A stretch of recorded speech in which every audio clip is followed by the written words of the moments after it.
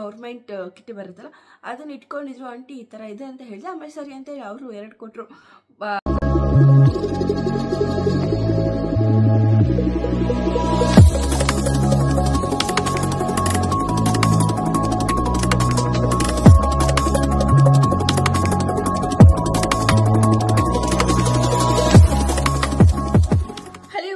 ಎಲ್ಲರೂ ಹೇಗಿದ್ದೀರಾ? ಎಲ್ಲರೂ ಚೆನ್ನಾಗಿದ್ದೀರಾ ಅನ್ಕೊಂತೀನಿ. ನಾನು ಕೂಡ ತುಂಬಾ ಚೆನ್ನಾಗಿದ್ದೀನಿ. ಒಂದು ನಿಮಿಷ, ಅದು ಲೈಟ್.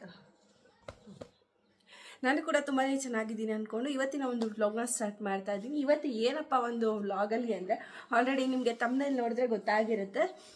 ನಾನಿವತ್ತು ನನ್ನ ಫಸ್ಟ್ ಟ್ರೈಮಿಸ್ಟರ್ ಹೇಗಿತ್ತು ಜರ್ನಿ ಅನ್ನೋದು, ಫಸ್ಟ್ 3 ತಿಂಗಳು ಹೇಗೆ ನನ್ನ ಜರ್ನಿ ಇತ್ತು ಈ ಒಂದು ಪ್ರೆಗ್ನೆನ್ಸಿ ಟೈಮಲ್ಲಿ ಅಂತ ಹೇಳಿ ನಾನಿವತ್ತು ಶೇರ್ ಮಾಡ್ತಾ ಇದ್ದೀನಿ. ಹಾಗೆಯೇ ನಿಮ್ಗೆ ಯಾರಿಗಾದ್ರೂ ಯೂಸ್ಫುಲ್ ಆಗುತ್ತೋ ಎಲ್ಲೋ ಗೊತ್ತಿಲ್ಲ, ಬಟ್ ನಾನು ಒಂದು ಆ್ಯಸ್ ಎ ಯೂಟ್ಯೂಬರ್ ಆಗಿ ನಾನೊಂದು ವಿಡಿಯೋಸ್ ಮಾಡ್ತೀನಿ ಅಂದರೆ ನಾನು ಇದನ್ನೆಲ್ಲ ಶೇರ್ ಮಾಡೋದ್ರಲ್ಲಿ ನನಗೇನು ತಪ್ಪೇನಿಲ್ಲ ಅನಿಸುತ್ತೆ. ನನಗೆ ಒಂಥರ ಖುಷಿ ಇರುತ್ತೆ. ತುಂಬ ದಿನದಿಂದ ಮಾಡ್ಕೊಬರ್ಬೇಕು ಅಂತಿದ್ದೆ, ಆದರೆ ನನಗೆ ಮಾಡೋದಕ್ಕಾಗ್ತಿರಲಿಲ್ಲ, ಸಾರಿ. ಹಾಗಾಗಿ ಇವತ್ತು ಫೈನಲಿ ನಾನು ಫಸ್ಟ್ ಟ್ರೈಮಿಸ್ಟರ್ ಹೇಗಿತ್ತು ಜರ್ನಿ ಅನ್ನೋದನ್ನು ನಾನು ಇವತ್ತು ನಿಮ್ಮ ಜೊತೆ ಶೇರ್ ಮಾಡೋಣ ಅಂತೇಳಿ ಈ ವಿಡಿಯೋ ಮಾಡಿಕೊಂಡು ಕೂತ್ಕೊಂಡಿದ್ದೀನಿ. ಬನ್ನಿ, ತಡ ಮಾಡೋದು ಬೇಡ. ನನಗೆ ಒಂದು ಅರ್ಧ ಗಂಟೆ ಟೈಮ್ ಇದೆ, ಯಾಕಂದರೆ ಮಕ್ಕಳು ಕರ್ಕೊಂಬರಕ್ಕೆ ಹೋಗಬೇಕು. ನನ್ನ ಹಸ್ಬೆಂಡ್ ಇಲ್ಲ ಇವತ್ತು, ಹಾಗಾಗಿ ನಾನೇ ಹೋಗಬೇಕು. ಅಷ್ಟರೊಳಗಡೆ ವಿಡಿಯೋ ಮುಗಿಸ್ಕೊಳ್ಳೋಣ ಅಂತೇಳಿ ಇಷ್ಟೋ ತನಕ ಮಾಡೋಣ ಅಂತಿದ್ರೆ ಸ್ವಲ್ಪ ಅದು ಇದು ಕೆಲಸ ಇತ್ತಲ್ಲ, ಹಾಗಾಗಿ ನಾನು ಮಾಡೋದಕ್ಕಾಗಲಿಲ್ಲ. ಬನ್ನಿ, ಏನಂದರೆ ನನ್ನ ಫಸ್ಟ್ ಟ್ರೈಮಿಸ್ಟರ್ ಚೆನ್ನಾಗೇ ಇತ್ತು ಅಂದ್ಕೊಬೋದು. ಒಂಥರ ಕಷ್ಟನೂ ಅಲ್ಲ, ಒಂಥರ ತುಂಬ ಈಸಿನೂ ಅಲ್ಲ, ಒಂಥರ ಮಧ್ಯಮ ವರ್ಗದಲ್ಲಿ ಇದ್ದಂಗಿತ್ತು. ಹೇಗೆ ಅಂದರೆ, ಫಸ್ಟ್ ನಾನು ಬಂದು ನನ್ನ ಪ್ರೆಗ್ನೆನ್ಸಿ ನನಗೆ ಯಾವಾಗ ಗೊತ್ತಾಗಿದ್ದು ಅಂತ ಹೇಳ್ಬಿಟ್ಟು ನಾನು ಶೇರ್ ಮಾಡ್ತೀನಿ. ಫಸ್ಟ್ ನನಗೇನಂದರೆ ಡಿಸೆಂಬರ್ 18ನೇ ತಾರೀಕು ನನಗೆ ಫಸ್ಟ್ ಪ್ರೆಗ್ನೆನ್ಸಿ ಅನ್ನೋದು ಚೆಕ್ ಮಾಡ್ಕೊಂಡಿದ್ದಾಗ ನನಗೆ ಗೊತ್ತಾಗಿದ್ದು. ಅದಕ್ಕಿಂತ ಮುಂಚೆ ನಾನು ಹಿಂದೆ ಅಂದರೆ 17ನೇ ತಾರೀಕು ನಾನು ನಾರ್ಮಲಾಗಿ ರ್ಯಾಂಡಮ್ ಆಗಿ ಫಸ್ಟ್ ನಾನು ಬೆಳಗ್ಗೆ ಎದ್ದೇಳ್ತೀನಲ್ಲ ಆ ಟೈಮಲ್ಲಿ ಚೆಕ್ ಮಾಡಿಕೊಂಡೆ. ಆವಾಗ ನನಗೆ ಏನಂದರೆ ಏನೂ ಬರಲಿಲ್ಲ. ನನ್ನ ಹತ್ರ ಇದೆ, ನಾನು ತೋರಿಸ್ತೀನಿ. ನಾನು ಡಿಸೆಂಬರ್ 17ನೇ ತಾರೀಕು ಚೆಕ್ ಮಾಡ್ಕೊಂಡಾಗ ಫುಲ್ಲು ಏನು ನಾವು ಪ್ರೆಗ್ನೆನ್ಸಿ ಕಿಟ್ ಯೂಸ್ ಮಾಡಿರ್ತೀವಲ್ಲ ಅದರಲ್ಲಿ ಎಂಟಿ ಬಂತು, ಏನೂ ಬಂದಿರಲಿಲ್ಲ. ಅಯ್ಯೋ ಇದೇನಿದು ಈ ಥರ ಬಂದಿದೆಯಲ್ಲ ಅಂತ ಒಂಥರ ಅನ್ನಿಸ್ತು. ಆಮೇಲೆ ನೆಕ್ಸ್ಟ್ ಅಂದರೆ ಬುಧವಾರ ನಾನು ಇಮಿಡಿಯೇಟಾಗಿ ಮತ್ತೆ ಚೆಕ್ ಮಾಡ್ಕೊಂಡೆ, ಯಾಕಂದರೆ ನನಗೆ ಅದೊಂಥರ ಕ್ಯೂರಿಯಾಸಿಟಿ ಜಾಸ್ತಿ ಇರುತ್ತಲ್ವ ಪೀರಿಯಡ್ಸ್ ಎಲ್ಲ ಮಿಸ್ ಆದರೆ, ಹಾಗಾಗಿ ಸರಿ ಅಂತೇಳಿ ಚೆಕ್ ಮಾಡಿಕೊಂಡೆ. ನಾನು ಸೆಕೆಂಡ್ ಟೈಮ್ ಮಾಡ್ಕೊಂಡಾಗ ನನಗೆ ಈ ಥರ 2 ಲೈನ್ಸ್ ಬಂತು, ಓಕೆನಾ. ಆಮೇಲೆ ಇದಾದಮೇಲೆ ನನಗೆ ತುಂಬಾ ಫನ್ನಿ ಥಿಂಗ್ ಏನಂದರೆ, ನನ್ನ ಹಸ್ಬೆಂಡ್ ಚಿಕ್ಕಮ್ಮ ಬಂದು ಅವರು ನರ್ಸು ಗೌರ್ಮೆಂಟ್ ಹಾಸ್ಪಿಟಲಲ್ಲಿ ವರ್ಕ್ ಮಾಡ್ತಾರೆ. ಅವರು ಅವತ್ತಿನ ದಿನ ಅದೇ ಟೈಮ್ಗೆ ನಮಗೆ ಇನ್ನೂ ಸ್ವಲ್ಪ ಡೌಟ್ ಆಯಿತು, ಏನಪ್ಪ ಇದು. ನನಗೆ ಆ ಮೂಮೆಂಟಲ್ಲಿ ತುಂಬ ಶಾಕ್ ಆಯಿತು, ಕಣ್ಣಲ್ಲಿ ಒಂಥರ ನೀರು ಬಂತು. ಎಷ್ಟೊಂದು ಸತಿ ಚೆಕ್ ಮಾಡ್ಕೊಂಡಾಗ ನಮಗೆ ಏನೂ ಗೊತ್ತೇ ಆಗ್ತಿರ್ಲಿಲ್ಲ, ಇದೇನಿದು ಒಂಥರ ಶಾಕ್ ಅನ್ನಿಸ್ತು, ಖುಷಿ ಅನ್ನಿಸ್ತು, ಒಂಥರ ಮಿಕ್ಸ್ ಫೀಲಿಂಗ್ ಥರ ಇತ್ತು. ಸರಿ ಅಂತ ಹೇಳ್ಬಿಟ್ಟು ನೋಡೋಣ, ಇನ್ನೊಂದು ಸ್ವಲ್ಪ ಹೊತ್ತು ಬಿಟ್ಟು ಮತ್ತೆ ಹೋಗಿ ಇನ್ನೊಂದು ಕಿಟ್ ತೊಗೊಂಬಂದು ಚೆಕ್ ಮಾಡೋಣ ಅಂತೇಳಿ ಅಂದ್ಕೊಂಡಿದ್ವಿ ನಾನು ಮತ್ತು ನನ್ನ ಹಸ್ಬೆಂಡು. ಅದೇ ಹೇಳಿದ್ನಲ್ಲ, ನನ್ನ ಹಸ್ಬೆಂಡ್ ಚಿಕ್ಕಮ್ಮ ಅವ್ರು ಬಂದು ಮನೆಗೆ ಬಂದರು. ಅವ್ರು ರೆಗ್ಯುಲರಾಗಿ ಮನೆಗೆ ಬರ್ತಾ ಇರ್ತಾರೆ. ಆವತ್ತಿನ ದಿನವೂ ನಾರ್ಮಲಾಗಿ ಬಂದರು. ಅದೇನೋ ಲಕ್ಕಿಲಿ ಅವರು ಪ್ರೆಗ್ನೆನ್ಸಿ ಕಿಟ್ ಇಟ್ಕೊಂಡಿದ್ರು, ಅಂದರೆ ಗೌರ್ಮೆಂಟ್ ಕಿಟ್ ಬರುತ್ತಲ್ಲ ಅದನ್ನು ಇಟ್ಕೊಂಡಿದ್ರು. ಆಂಟಿ ಈ ಥರ ಇದೆ ಅಂತ ಹೇಳಿದೆ. ಆಮೇಲೆ ಸರಿ ಅಂತೇಳಿ ಅವರು 2 ಕೊಟ್ಟರು ಕಿಟ್ಟು. ನಾನು ಚೆಕ್ ಮಾಡಿಕೊಂಡೆ, ಅದರಲ್ಲೇ ಇದೇ ಥರ ಬಂತು. ಅಂದರೆ ಸ್ವಲ್ಪ ಲೈಟಾಗೇನೋ ಬಂತು, ಅಂದರೆ ಇವಾಗ ಸ್ವಲ್ಪ ತುಂಬ ದಿನ ಆಗಿದೆಯಲ್ಲ ಅದು ಲೈಟ್ ಆಗಿದೆ ಅಷ್ಟೇ. ಇದರಲ್ಲೂ ಹಿಂಗೆ ಥರ ಬಂತು, ಒಂಥರ ಖುಷಿ, ಒಂಥರ ಫೀಲಿಂಗ್ ಆಗ್ತಾಯಿತ್ತು. ಅಯ್ಯೋ ಏನಪ್ಪ ಮಾಡೋದು, ನನಗೆ ಆಲ್ರೆಡಿ 3 ಸರ್ಜರಿ ಆಗಿದೆ, ಮತ್ತೆ ಇದು ತುಂಬಾ ಕಷ್ಟ ಆಗ್ಬಿಡತ್ತೆ ಅಂತ ಹೇಳ್ಬಿಟ್ಟು ನನಗೆ ಒಂಥರ ಸ್ವಲ್ಪ ಭಯ ಆಯಿತು. ಆಮೇಲಿಂದ ಸ್ವಲ್ಪ ಖುಷಿಲಿದ್ದೀನಿ ಈಗ. ಅಂದರೆ ಅದು ಹೋಗ್ತಾ ನಾರ್ಮಲ್ ಅನಿಸ್ಬಿಡುತ್ತೆ. ಅದಾದಮೇಲೆ ಮತ್ತೆ ಇಮಿಡಿಯೇಟಾಗಿ ಇನ್ನೊಂದು 5 ನಿಮಿಷ ಬಿಟ್ಟು ಮತ್ತೆ ನಾನು ಇದನ್ನು ಚೆಕ್ ಮಾಡಿಕೊಂಡೆ. ಇದೆರಡರಲ್ಲೂ ಫುಲ್ಲು ಡಾರ್ಕ್ ಲೈನ್ ಬಂತು. ಹಾಗೂ ಮತ್ತೆ ಒಂದು ವಾರ, ಒಂದು 10 ಡೇಸ್ ಬಿಟ್ಟು ನಾನು ಮತ್ತೆ ಇನ್ನೊಂದ್ಸತಿ ಯಪ್ಪ ಒಂಥರ ಕ್ಯೂರಿಯಾಸಿಟಿ ಜಾಸ್ತಿ ಇತ್ತು. ಇವು ನಿಜವಾಗ್ಲೂ ನಾನಂದರೆ ಸ್ಪೋರ್ಟ್ಸಲ್ಲಿ, ಅಂದರೆ ಲಾಸ್ಟ್ ವಿಡಿಯೋ ಒಂದ್ಸತಿ ಹೇಳಿದ್ದೆ, ನಾನು ಪ್ರೆಗ್ನೆನ್ಸಿ ಅನ್ನೋಸ್ಪೇಟಲ್ಲಿ ನಾನು ಕವನ್ ಸ್ಕೂಲಲ್ಲಿ ಈ ಥರ ಸ್ಪೋರ್ಟ್ಸ್ ಎಲ್ಲ ಆಟಾಡ್ಕೊಂಡು ಬಂದಿದ್ದೆ. ಒಂಥರ ಮಿಕ್ಸ್, ಅಂದರೆ ಅಷ್ಟೊಂದೆಲ್ಲ ಅಂದರೆ ರೋಪ್ ಎಳಿಯೋದು ಆ ಥರ ಎಲ್ಲ ಮಾಡಿರ್ತೀವಿ. ಅಂದರೆ ಥ್ರೋ ಬಾಲ್ ಆಡ್ಬೇಕಾದ್ರೆ ಜಂಪ್ ಮಾಡಿರೋದು ಆ ಥರ ಎಲ್ಲ ಮಾಡಿರ್ತೀವಿ. ಅದು ಹೆಂಗೆ ಅಂತ ನನಗೊಂದು ಸ್ವಲ್ಪ ಡೌಟ್ ಇತ್ತು. ಸರಿ, ಮತ್ತೆ ಇನ್ನೊಂದು 10 ಡೇಸ್ ಬಿಟ್ಕೊಂಡು ನಾನು ಮತ್ತೆ ಈ ಥರ ಮತ್ತೆ ಪ್ರೆಗಾ ನ್ಯೂಸ್ ತೊಗೊಬಂದು ಮತ್ತೆ ಚೆಕ್ ಮಾಡಿಕೊಂಡೆ. ಆವಾಗಲೂ ಕೂಡ 2 ಲೈನ್ಸ್ ಬಂತು. ಸರಿಯಪ್ಪ ಅಂತ ಹೇಳ್ಬಿಟ್ಟು ಒಂಥರ ಖುಷಿ ಆಯಿತು. ಬಟ್ ಏನಂದರೆ ನಾನು ಯಾವತ್ತು 15ನೇ ತಾರೀಕು ನಾನು ಚೆಕ್ ಮಾಡಿಸ್ಕೊಂಡಲ್ಲ, ಆವತ್ತಿನ ದಿನವೇ ನಾನು ನಮ್ಮ ಡಾಕ್ಟರ್ ಅಂದರೆ ನಮ್ಮ ಗೈನಕಾಲಜಿಸ್ಟ್ ಹತ್ರ ನಾನು ವಿಸಿಟ್ ಮಾಡಿದೆ. ಅವ್ರು ಬಂದು ಹೇಮಾ ಮೋಹನ್ ಅಂತ ತುಂಬ ಚೆನ್ನಾಗಿ ನೋಡ್ತಾರೆ. ನಮ್ಮ ಅಕ್ಕ ಆಗಿರ್ಬೋದು ಎಲ್ಲರೂ ಕೂಡ ಅವ್ರ ಹತ್ರನೇ ಅಂದರೆ ಫಸ್ಟಿಂದನೂ ತೋರಿಸ್ಕೊಂಡು ಬಂದಿರೋದು. ಸರಿ ಅಂತೇಳಿ ನಾವು ಅವತ್ತಿನ ದಿನ ಮಧ್ಯಾಹ್ನ ಅವರು ಸಿಗ್ತಾರೆ, ಮಧ್ಯಾಹ್ನ ಮತ್ತು ಸಂಜೆ 2 ಟೈಮ್ಸ್ ಸಿಗ್ತಾರೆ. ಮಧ್ಯಾಹ್ನ 1:30 ಸಿಗ್ತಾರೆ. ನಾವು ಸರಿ ಅಂತ ಹೇಳಿಬಿಟ್ಟು ಕಾಲ್ ಮಾಡಿಕೊಂಡು ಹೋದ್ವಿ ಹಾಸ್ಪಿಟಲ್ಗೆ. ಅವರು ಓಕೆ ಚೆಕ್ ಮಾಡಿದ್ದೀರಲ್ಲ ಅಂದರೆ ತೊಗೊಂಡೋಗಿದ್ದೆ ನಾನು, ಏನು ನಾನು ಚೆಕ್ ಮಾಡಿದ್ನಲ್ಲ ಫಸ್ಟ್ ಟೈಮು ಇದನ್ನು ತೊಗೊಂಡೋಗಿದ್ದೆ ನಾನು, ಈ ಕಿಟ್ಟನ್ನು. ಅವ್ರು ಓಕೆ ಅಂತ ಹೇಳಿಬಿಟ್ಟು ಒಂದಷ್ಟು ಬ್ಲಡ್ ಟೆಸ್ಟ್ ಎಲ್ಲ ಮಾಡಿಸಿದ್ರು ನನಗೆ. ಯಾವುದೇದಂದರೆ ಯಾಕಂದರೆ ಕೆಲವೊಬ್ಬರಿಗೆ ಗೊತ್ತಿರೋದಿಲ್ಲ ಯಾವುದೇ ಥರ ಬ್ಲಡ್ ಟೆಸ್ಟ್ ಇರುತ್ತೆ ಅಂತೇಳಿ. ಆದರೆ ನನ್ನ ಸ್ಲಿಪ್ ಇತ್ತು ಯಾವುದೇ ಅದು ಬ್ಲಡ್ ಟೆಸ್ಟ್ ಮಾಡಿಸಿದ್ದಾರೆ ಅಂತ, ಅದೆಲ್ಲ ಈಗ ಮೊನ್ನೆ ಏನೋ ಮಿಸ್ ಮಾಡಿಕೊಂಡೆ ನಾನು. ಒಂದು 8 ಥರ ಬ್ಲಡ್ ಟೆಸ್ಟ್ ಮಾಡಿಸಿದ್ರು. ಹಾಗೆಯೇ ನನಗೆ ಒಂದಷ್ಟು ಟ್ಯಾಬ್ಲೆಟ್ಸ್ ಕೊಟ್ಟರು. ಅದಾದಮೇಲೆ ಸಿರಪ್ಸ್ ಎಲ್ಲ ಕೊಟ್ಟರು. ಮತ್ತು ಒಂದು 25th ಅಂದರೆ ಕ್ರಿಸ್ಮಸ್ ಆ ಟೈಮಲ್ಲಿ ಸ್ಕ್ಯಾನ್ ಮಾಡ್ಸೋಕೆ ಕೇಳಿದ್ರು. ಸರಿ ಅಂತೇಳಿ ನಾವು ಸ್ಕ್ಯಾನ್ಗೆ ಹೋದ್ವಿ. ಒಂದು ಟ್ಯಾಬ್ಲೆಟ್ಸ್ ಎಲ್ಲ ರೆಗ್ಯುಲರಾಗಿ ನಾನು ತೊಗೊಳಕ್ಕೆ ಸ್ಟಾರ್ಟ್ ಮಾಡಿದೆ ಆವತ್ತಿಂದನೇ. ಅಂದರೆ ಹಾಲಿಗೆ ಪೌಡರ್ ಎಲ್ಲ ಮಿಕ್ಸ್ ಮಾಡ್ಕೊಳ್ಳೋದೆಲ್ಲ ಕೊಟ್ಟಿದ್ರು. ಸರಿ ಅಂತೇಳಿ ನಾನು ಅದನ್ನೆಲ್ಲ ರೆಗ್ಯುಲರಾಗಿ ತೊಗೊಳಕ್ಕೆ ಸ್ಟಾರ್ಟ್ ಮಾಡಿದೆ.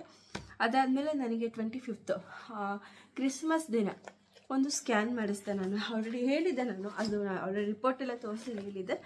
ಅದೇ ಮಗುದು ಸ್ವಲ್ಪ ನಮಗೆ ವಾಟರ್ ಏನಿದೆ ಅದನ್ನು ಮಾತ್ರ ಕಾಣಿಸ್ತಿದೆ. ಮತ್ತು ಇನ್ನೊಂದ್ಸತಿ ತೋರಿಸ್ಬಿಡ್ತೀನಿ, ಯಾರಿಗಾದ್ರೂ ಈ ಥರ ಎಕ್ಸ್ಪೀರಿಯೆನ್ಸ್ ಆಗಿರ್ಬೋದು.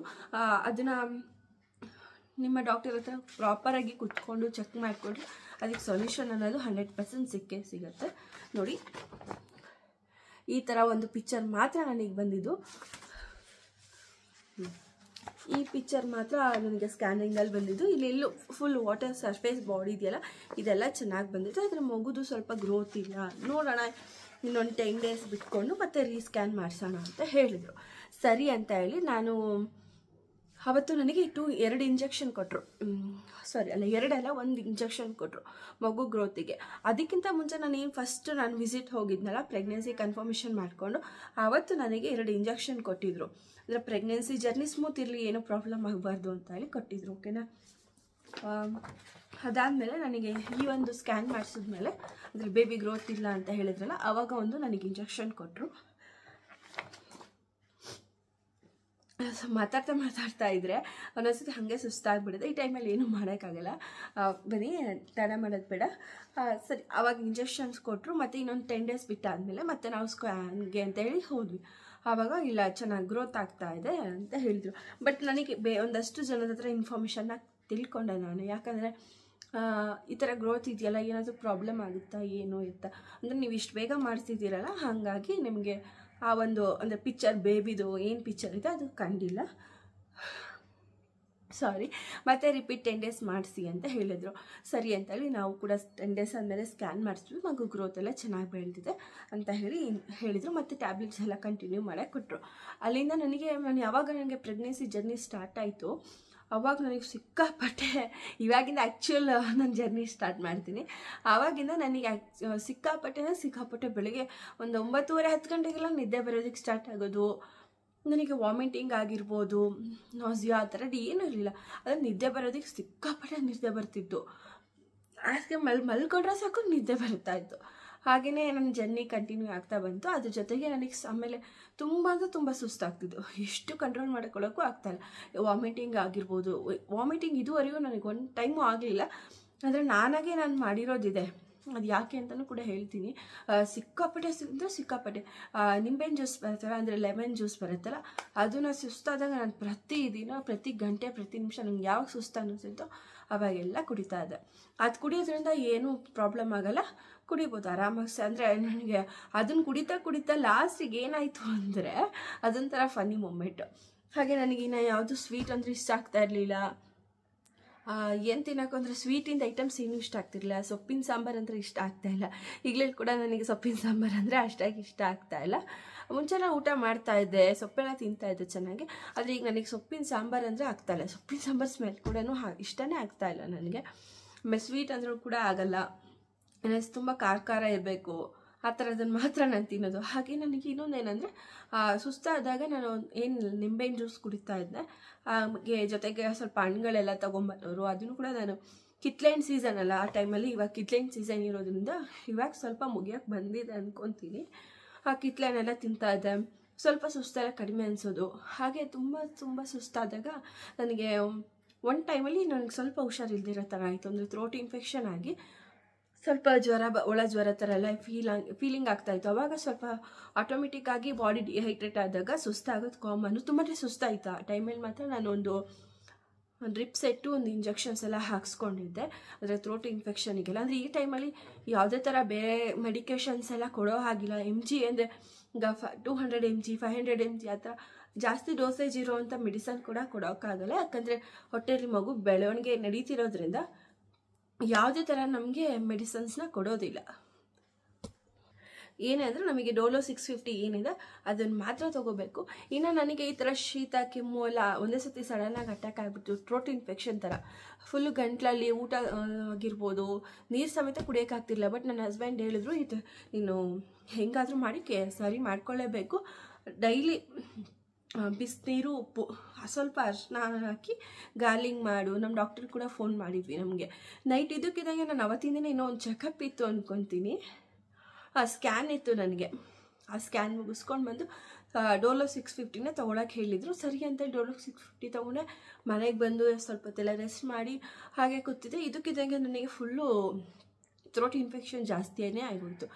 ಒಂದು ಉಗುಳು ನುಂಗೋಕ್ಕಾಗ್ತಾಯಿಲ್ಲ, ಅನ್ನ ತಿನ್ನೋಕ್ಕೂ ಸಮೇತ ಕರೆಕ್ಟಾಗಿ ಆಗ್ತಾಯಿರಲಿಲ್ಲ. ಸರಿ ಅಂತ ಹೇಳಿ ನನ್ನ ಹಸ್ಬೆಂಡು ಗಾರ್ಲಿಂಗ್ ಆಗಿರ್ಬೋದು, ಅಂದರೆ ಬಿಸಿನೀರು, ಉಪ್ಪು ಮತ್ತು ಅರಿಶಿನ 3 ಚೆನ್ನಾಗಿ ಕುದಿಸ್ಬಿಟ್ಟು ಅಂದರೆ ಮೀಡಿಯಮಾಗಿ, ಅಂದರೆ ಉಗುರು ಬೀಚ್ ಥರ. ಯಾಕಂದರೆ ಮತ್ತೆ ತುಂಬಾ ಕುದಿಸೋಕ್ಕಾಗಲ್ಲ, ಯಾಕಂದರೆ ಗಂಟ್ಲು ಸುಟ್ಟೋಗ್ಬಿಡುತ್ತಲ್ಲ, ಗಂಟ್ಲಲ್ಲಿ ಹೋಗೋ ಥರ ನಾವು ಅದನ್ನು ಚೆನ್ನಾಗಿ ಗಾರ್ಲಿಂಗ್ ಮಾಡಿ ದಿನಕ್ಕೆ ಒಂದು 4-5 ಟೈಮ್ ಮಾಡ್ತಾನೇ ಇದ್ದೆ ನಾನು. ನನ್ನ ಹಸ್ಬೆಂಡ್ ಬಿಡ್ದಂಗೆ ಅವರು ಪಾಪ ತಂದು ಕೊಡ್ತಾಯಿದ್ರು.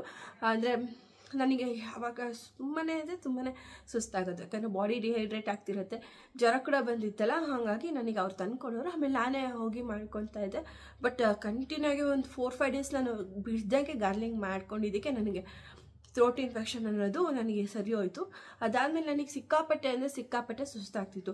ಆವಾಗ ನಾನು ಒಂದು ಡ್ರಿಪ್ ಸೆಟ್ನ ಹಾಕ್ಸ್ಕೊಂಡಿದ್ದೆ. ಒಂದು 2-3 ಮೆಡಿಸನ್ ಕೂಡ ಕೊಟ್ಟಿದ್ದರು, ಯಾಕಂದರೆ ಬಾಡಿ ಡಿಹೈಡ್ರೇಟ್ ಆಗಿದೆ ಅಲ್ವಾ, ಹಾಗಾಗಿ ಸ್ವಲ್ಪ ಮೆಡಿಸನ್ ಕೂಡ ಕೊಟ್ಟಿದ್ದರು. ಅದಾದಮೇಲೆ ನನಗೆ ಸ್ಟಾರ್ಟ್ ಆಗಿದ್ದು ನನ್ನ ಜರ್ನಿಲಿ. ಅಂದರೆ ಇವಾಗಲೂ ಕೂಡ ನನಗಿದೆ ಏನಂದರೆ ತಲೆನೋವು, ಸಿಕ್ಕಾಪಟ್ಟೆ ತಲೆನೋವು. ಏನು ಮಾಡಿದ್ರೆ ಕಡಿಮೆ ಆಗ್ತಾಯಿಲ್ಲ. ಮುಂಚೆ ಎಲ್ಲ ನಂಗೆ ತಲೆನೋವು ಬಂತು ಅಂದರೆ ನಾನು ನೈಸಿಪ್ ಅನ್ನೋ ಒಂದು ಟ್ಯಾಬ್ಲೆಟ್ ತೊಗೊತಿದ್ದೆ. ಫಸ್ಟು ನಾನು ಆ ಟ್ಯಾಬ್ಲೆಟ್ ತೊಗೊಳೋದಕ್ಕೂ ಮುಂಚೆ ಏನು ಮಾಡ್ತಿದ್ದೆ ಅಂದರೆ ಒಂದು ಸ್ವಲ್ಪ ನೀರು ಕುಡಿದ್ಬಿಟ್ಟು ಒಂದು ಲೋಟ, ಒಂದೂವರೆ ಲೋಟದಷ್ಟು ನೀರು ಕುಡಿತಿದ್ದೆ. ನೀರು ಕುಡಿದ್ಬಿಟ್ಟು ನಾನು ಹೋಗಿ ವಾಮಿಟ್ ಮಾಡಿಬಿಡ್ತಾಯಿದ್ದೆ. ಅಂದರೆ ಮುಂಚೆ ವಾಮಿಟ್ ಮಾಡಿದ ತಕ್ಷಣ ನನಗೆ ಒಂದೊಂದ್ಸತಿ ಕಡಿಮೆ ಆಗೋದು, ಒಂದೊಂದ್ಸತಿ ಕಡಿಮೆ ಆಗ್ತಾ ಇರಲಿಲ್ಲ. ಅಂಥ ಟೈಮಲ್ಲಿ ಏನು ಮಾಡ್ತಿದ್ದೆ ಅಂದರೆ ನಾನು ನೈಸಿಪ್ ಟ್ಯಾಬ್ಲೆಟ್ನ ನಾನು ಒಂದು ತೊಗೊತಾ ಇದ್ದೆ. ಅದಕ್ಕೂ ನನಗೆ ಕಡಿಮೆ ಆಗಿಲ್ಲ ಅಂದಿದ್ರೆ ನಾನು ಒಂದು ಇಂಜೆಕ್ಷನ್ ಬರ್ತಾಯಿತ್ತು, ಯಾವುದದು ಇದೆ, ಅದು ಹೆಸರು ಸಡನ್ನಾಗಿ ಬರೋದಿಲ್ಲ. ಆ ಇಂಜೆಕ್ಷನ್ ತೊಗೊಂಡಿದ್ದೆ. ಒಂದು ಸತಿ ನಾನು ಸಿಕ್ಕಾಪಟ್ಟೆ ತಲೆನೋವು ಬಂದಾಗ ನಾನು ತೊಗೊಂಡಿದ್ದೆ. ಅದು ಬಿಟ್ಟು ನಾನೇನು ಇಂಜೆಕ್ಷನ್ಸ್ ಎಲ್ಲ ಅದಕ್ಕೆಲ್ಲ ತೊಗೊತಿಲ್ಲ. ಬಟ್ ನೀರು ಕುಡಿದು ವಾಮಿಟ್ ಮಾಡಿದ ತಕ್ಷಣ ನನಗೆ ಟ್ಯಾಬ್ಲೆಟ್ ತೊಗೊಳೋಕ್ಕಿಂತ ಮುಂಚೆ ಫಸ್ಟು ನೀರು ಕುಡಿದು ವಾಮಿಟ್ ಮಾಡ್ತಾಯಿದ್ದೆ. ಬಟ್ ನೀವು ಟ್ರೈ ಮಾಡಿದ 100% ವರ್ಕ್ ಆಗುತ್ತೆ. ಯಾಕಂದರೆ ನಮ್ಗೆ ಏನಾದರೂ ಪಿತ್ತ ಇದ್ದರೆ, ಈ ಥರ ಏನಾದರೂ ಪಿತ್ತ, ಕಫ ಆ ಥರ ಏನಾದರೂ ಇದ್ದಾಗ ಇಂಡಲ್ಲಿ ಒಂದು ಸ್ವಲ್ಪ ಬ್ಲಾಕೇಜ್ ಥರ ಅನಿಸುತ್ತೆ. ಆ ಟೈಮಲ್ಲಿ ನೀರು ಕುಡಿದು ವಾಮಿಟ್ ಮಾಡಿದ್ರೆ ಸ್ವಲ್ಪ ಆರಾಮ ಅನ್ಸೋದು. ಆದರೆ ವಾಮಿಟ್ ಮಾಡೋದು ತುಂಬಾ ಕಷ್ಟ. ಅದು ಆಗೋದೇ ಇಲ್ಲ ನನಗೆ. ಅಂದರೆ ಅದನ್ನು ಆಗೋದಿಲ್ಲ ಅನ್ನೋದಕ್ಕಿಂತ ಅವ್ರಿಗೆ ತುಂಬ ಕಷ್ಟ ಆಗಿಬಿಡುತ್ತೆ. ಆದರೂ ನಾನು ಈ ಟೈಮಲ್ಲಿ ಆ ಕೆಲಸ ಮಾಡ್ತಾಯಿದ್ದೆ. ಆದರೂ ನನಗೆ ಕಂಟ್ರೋಲೇ ಬರ್ತಾಯಿರಲಿಲ್ಲ. ತಲೆನೋವು ಅನ್ನೋದೇ ಕಡಿಮೆ ಆಗ್ತಾ ಇರಲಿಲ್ಲ. ಡೋಲೋ ಎಲ್ಲ ತೊಗೋತಾ ಇದ್ದೆ, 2-3 ತೊಗೋತಾ ಇದ್ದೆ. ಯಾವುದೇ ಕಾರಣಕ್ಕೂ ಅದು ಕಂಟ್ರೋಲ್ ಆಗ್ತಾನೇ ಇರಲಿಲ್ಲ. ಸಿಕ್ಕಾಪಟ್ಟೆ ತಲೆನೋವು ಈ ಸೈಡು ಫುಲ್. ಒಂದೊಂದ್ಸತಿ ಫುಲ್ ಏನಿದೆ ಈ ತಲೆ ಇದೆಯಲ್ಲ, ಇದಿಷ್ಟು ಫುಲ್ಲು ತಲೆನೋವು ಬರ್ತದೆ. ಅದನ್ನು ಕಂಟ್ರೋಲ್ ಮಾಡ್ಕೊಳ್ಳೋದಕ್ಕೆ ಆಗ್ತಾ ಇರಲಿಲ್ಲ. ಇಲ್ಲ ಅಂದಿದ್ರೆ ನಾನೊಂದು ಲೋಟ ಇದೆ ನಮ್ಮ ಮನೇಲಿ, ಅದೊಂದು 1/4 ಲೀಟ್ರ್ ಬರುತ್ತೆ ಅಂದ್ಕೊತೀನಿ. ಅದು ಫುಲ್ಲು ನೀರನ್ನ ಕಾಯಿಸ್ಕೊಂಡು ನಾನು ಅದಕ್ಕೆ ಉಪ್ಪು ಮತ್ತು ನಿಂಬೆಹಣ್ಣು ಹಾಕಿ ಕುಡಿತಾ ಇದ್ದೆ. ಸ್ವಲ್ಪ ಮೈಂಡ್ ಫ್ರೀ ಅನಿಸೋದು ಮತ್ತು ಬರೋದು. ಆ ಕ್ಷಣಕ್ಕೆ ನನಗೆ ಸ್ವಲ್ಪ ಮೈಂಡೆಲ್ಲ ಫ್ರೀ ಅನಿಸೋದು. ಸರಿ ಅಂತೇಳಿ ನಾನು ಅದನ್ನೆಲ್ಲ ಮೇಂಟೈನ್ ಮಾಡಿದೆ. ಆದರೂ ಕಡಿಮೆನೇ ಆಗ್ತಾ ಇರಲಿಲ್ಲ. ಡೈಲಿ ಇದೇ ಕೆಲಸ ಆಗ್ತಾಯಿತ್ತು. ನಾನು ನೀರು ಕುಡಿಯೋದು, ವಾಮಿಟ್ ಮಾಡೋದು, ಇಲ್ಲಾಂದರೆ ಒಂದು ಡೋಲೋ ತೊಗೊಳ್ಳೋದು. ಒಂದು ಡೋಲೋಗೂ ಕಡಿಮೆ ಆಗಲಿಲ್ಲ ಅಂದರೆ ಮತ್ತು ಇನ್ನೊಂದು 2 ಅವರ್ 1 ಅವರ್ ಬಿಟ್ಕೊಂಡು ಮತ್ತೆ ಇನ್ನೊಂದು ಡೋಲೋ ತೊಗೋತಿದ್ದೆ. ಹಾಗೆಯೇ ಯಪ್ಪ ಇದು ಆಗೋದಿಲ್ಲ, ಯಾಕೋ ಕಂಟ್ರೋಲೇ ಆಗ್ತಿಲ್ಲ ಅಂತ ಹೇಳ್ಬಿಟ್ಟು ಲಾಸ್ಟಲ್ಲಿ ನಾನು ಹಾಸ್ಪಿಟಲ್ಗೆ ಹೋದೆ. ಯಾಕಂದರೆ ಈ ಟೈಮಲ್ಲಿ ನೈಸಿಪ್ ಆ ಥರ ಎಲ್ಲ ಟ್ಯಾಬ್ಲೆಟ್ ತೊಗೊಳ್ಳೋ ಆಗಿಲ್ಲ. ಹಾಗಾಗಿ ನಾನು ಮತ್ತೆ ಹಾಸ್ಪಿಟಲ್ಗೆ ಹೋದೆ. ಈ ಥರ ಮೇಡಮ್ ಸಿಕ್ಕಾಪಟ್ಟೆ ತಲೆನೋವ್ತಿದೆ, ಏನು ಮಾಡಿದ್ರು ಕಂಟ್ರೋಲ್ ಆಗ್ತಾಯಿಲ್ಲ ಅಂತ ಹೇಳಿದ್ದಕ್ಕೆ ಅವರೊಂದು ಟ್ಯಾಬ್ಲೆಟ್ ಬರ್ಕೊಟ್ರು. ಆ ಟ್ಯಾಬ್ಲೆಟ್ ತೊಗೊಂಡ್ಮೇಲೆ ನನಗೆ ಫ್ರೀ ಆಗ್ತಾಯಿತ್ತು. ಒಂದೊಂದ್ಸತಿ ಸಾರಿ, ನನಗೆ ಮಾತಾಡ್ತಿದ್ರೆ ಹಾಗೆ ಸುಸ್ತಾಗ್ಬಿಡತ್ತೆ, ಬೇಜಾರು ಮಾಡ್ಕೋಬೇಡಿ ಯಾರು. ಎಲ್ರಿಗೂ ಅರ್ಥ ಆಗುತ್ತೆ ಅನ್ಕೋತೀನಿ ನಾನು ಒಂದು ಸಿಚುವೇಶನ್ಸು. ಸರಿ ಅಂತ ಹೇಳ್ಬಿಟ್ಟು ನಾನು ಟ್ಯಾಬ್ಲೆಟ್ನ ತಗೋತಿದ್ದೆ. ಒಂದೊಂದ್ಸತಿ ಅದಕ್ಕೂ ತಡ್ಕೊಳ್ಳೋದಕ್ಕೆ ಆಗ್ತಾ ಇರಲಿಲ್ಲ. ಎಷ್ಟು ನೀರು ಕುಡಿದು ವಾಮಿಟ್ ಮಾಡಿದ್ರು ನನಗೆ ಆಗ್ತಾನೇ ಇರಲಿಲ್ಲ, ಅಷ್ಟು ತಲೆನೋವು. ಅದಾದಮೇಲೆ ಒಂದಿನ ಮಾತ್ರ ಏನು ಮಾಡಿದ್ರು, ಸಂಜೆ ಟೈಮ್ ಅಂದ್ಕೊತೀನಿ, ಏನು ಮಾಡಿದ್ರು ನನಗೆ ತಲೆನೋವು ಕಂಟ್ರೋಲೇ ಆಗ್ತಾಯಿಲ್ಲ. ಅಷ್ಟು ತಲೆನೋವು ಅಂದರೆ ಅಷ್ಟು ತಲೆನೋವು. ಅಂದರೆ ಮುಂಚೆನೇ ನಾನು ಯಾವಾಗ ತಲೆನೋವು ಅಂತ ಹೇಳಿ ನಮ್ಮ ಡಾಕ್ಟರ್ ಹತ್ರ ಹೋದ್ನಲ್ಲ, ಆ ಟೈಮಲ್ಲಿ ಹೇಳಿದ್ರು ಆ ಥರ ತುಂಬ ಏನಾದರೂ ತಲೆನೋವು ಬಂದಾಗ ಪ್ಯಾರಾಸಿಟಮಾಲ್ ಹಾಕೋಬೋದು ಅಂತ ಹೇಳಿದರು. ಆವಾಗ ಪ್ಯಾರಾಸಿಟಮಾಲ್ದು ಒಂದು ಇಂಜೆಕ್ಷನ್ಸ್ನ ಹಾಕ್ಕೊಂಡೆ. ಅಂದರೆ ಸಣ್ಣ ಬಾಟಲ್ ಬರುತ್ತೆ, IV ಇಷ್ಟೇ ಇರುತ್ತದು.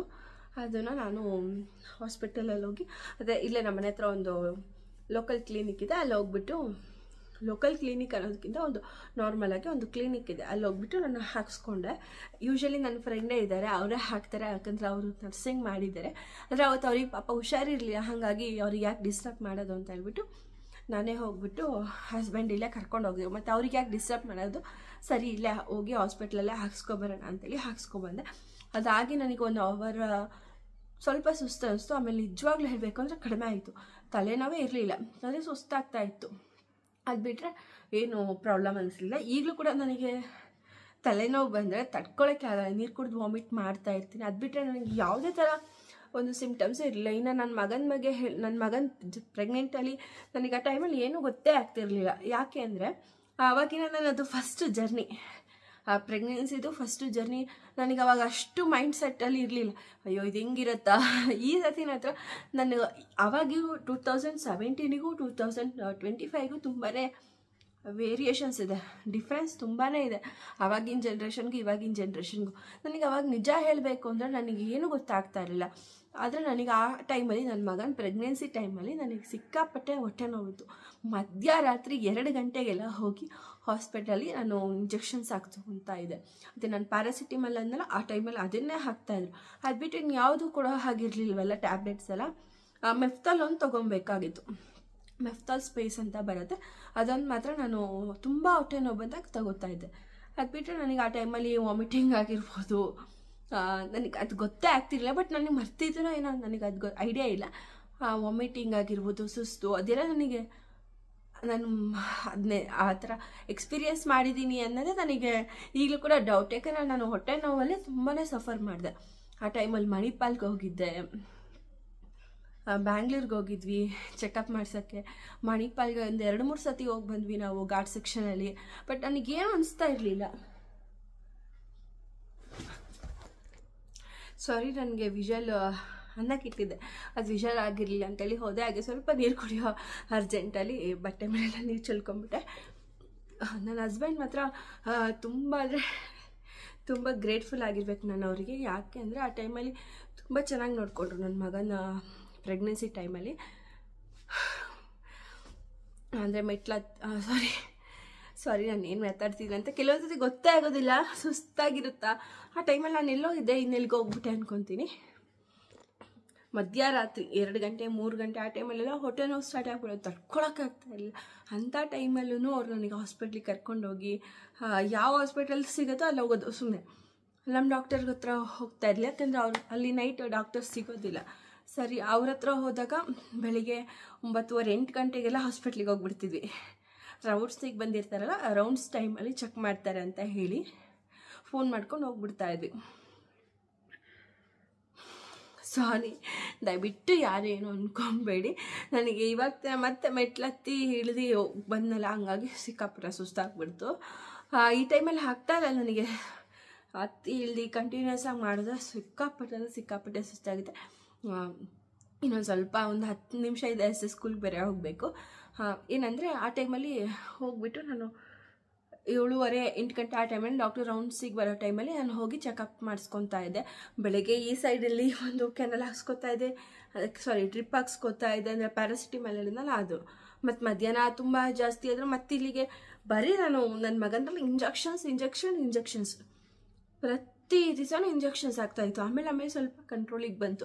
ಅದು ಬಿಟ್ಟರೆ ನನಗೆ ಆ ಟೈಮಲ್ಲಿ ನನ್ನ ಮಗನ ಪ್ರೆಗ್ನೆನ್ಸಿ ಟೈಮಲ್ಲಿ ನನಗೇನು ಗೊತ್ತಾಗ್ತಾ ಇರಲಿಲ್ಲ. ಅಂದರೆ ಸುಸ್ತು, ವಾಮಿಟಿಂಗ್ ಆಗ್ತಿತ್ತು, ಅದ್ರ ಬಗ್ಗೆನೇ ಐಡಿಯಾನೇ ಇರಲಿಲ್ಲ. ಈ ಸತಿ ನನಗೆ ಸಿಕ್ಕಾಪಟ್ಟೆ ಸುಸ್ತಾಯಿತು. ಅದು ಬಿಟ್ಟರೆ ಲಕ್ಕಿಲಿ ನನಗೆ ಯಾವುದೇ ಥರ ವಾಮಿಟಿಂಗ್ ಆಗಿರ್ಬೋದು, ಮೂಡ್ ಸ್ವಿಂಗ್ಸು, ಅಂದರೆ ಒಂದೊಂದ್ಸತಿ ತುಂಬ ಬೇಜಾರು ಅನಿಸೋದು, ಅಳೋ ಥರ ಫೀಲಿಂಗ್ ಆಗೋದು. ಅದು ಬಿಟ್ಟರೆ ನನಗೇನೇನೂ ಪ್ರಾಬ್ಲಮ್ ಇರಲಿಲ್ಲ. ಚೆನ್ನಾಗಿತ್ತು ನನ್ನ ಫಸ್ಟ್ ಟ್ರೈಮಿಸ್ಟರು. ಆದರೆ ನನಗೆ ಸ್ವಲ್ಪ ತಲೆನೋವು ಇರೋದ್ರಿಂದ ಅದೊಂದು ಸ್ವಲ್ಪ ಹಿಂಸೆ ಆಗ್ತಾಯಿತ್ತು. ತಲೆನೋವು ಬಂದರೆ ತಡೆಯೋದಕ್ಕಾಗಲ್ಲ. ಹಾಗೆ ತಲೆನೋವು ಅನ್ನೋದಕ್ಕಿಂತ ಮನುಷ್ಯನಿಗೆ ಈ ಜೀವನದಲ್ಲಿ ಏನೇ ನೋವು ಬಂದು ಚಿಕ್ಕಪುಟ್ಟ ನೋವು ಬಂದರೂ ತಡೆಯೋ ಶಕ್ತಿ ಇರೋದಿಲ್ಲ. ಯಾಕಂದರೆ ಮನುಷ್ಯ ಅಂದಮೇಲೆ ಅಷ್ಟು ಸೆನ್ಸಿಟಿವ್ ಇರುತ್ತಾನೆ. ಕೆಲವೊಂದು ವಿಷಯಕ್ಕೆ ಅವ್ನ ತಲೆ ಬಾಗಲೇಬೇಕಾಗಿರುತ್ತೆ. ನಾನು ಸ್ಟ್ರಾಂಗು ಅನ್ನೋದಕ್ಕಿಂತ ಕೆಲವೊಂದರಲ್ಲಿ ಸಫರ್ ಪಡಲೇಬೇಕಾಗುತ್ತೆ. ಹಾಗೂ ನನ್ನ ವಿಚಾರದಲ್ಲಿ ನಾನು ಸ್ಟ್ರಾಂಗ್ ನನ್ನನ್ನು ನಾನು ಹೊಗಳ್ಕೊತಲ್ಲ. ಯಾಕಂದರೆ ನನಗೆ ಎಷ್ಟೇ ನೋವು ಬಂದರೂ ತಡೆಯೋ ಕೆಪಾಸಿಟಿ ನನಗಿದೆ. ನನಗಿಲ್ಲಿ ಏನಂದರೆ ಕೆನಾಲ್ ಚುಚ್ಚಿರ್ತಾರ. ನನ್ನ ಹಸ್ಬೆಂಡ್ ನೋಡ್ಬಿಟ್ಟು ಈ ಥರ ಮೈಲ ಫುಲ್ಲು ಒಂಥರ ಮಾಡ್ಕೊತಾರರು. ನಾನು ಸುಮ್ಮನೆ ಅದನ್ನೇ ನೋಡ್ತಾ ಇರ್ತೀನಿ. ಆ ಥರ ಒಂದು ಅದೇನೋ ಗೊತ್ತಿಲ್ಲ. ನಮ್ಮ ಅಪ್ಪನೂ ಕೂಡ ಹಾಗೆ ಸ್ಟ್ರಾಂಗ್ ಆಗಿರ್ತಾರೆ. ಏನೋ ಅವ್ರಿಗೆ ಏನಾದರೂ ಒಂದು ಸಣ್ಣ ಪುಟ್ಟ ಅಂದರೆ ಆವಾಗ ನಮ್ಮ ಅಪ್ಪನಿಗೆ ಸ್ವಲ್ಪ ಅವರು ಗ್ರಾನೈಟ್ ವರ್ಕ್ ಮಾಡೋದ್ರಿಂದ ಕಾಲ್ಗೆಲ್ಲ ಏಟಾಗೋದು. ಅಂಥ ಟೈಮಲ್ಲಿ ಇಂಜೆಕ್ಷನ್ಸ್ ಎಲ್ಲ ತಗೋತಾ ಇದ್ರಲ್ಲ, ತುಂಬ ಸ್ಟ್ರಾಂಗ್ ಅವರು.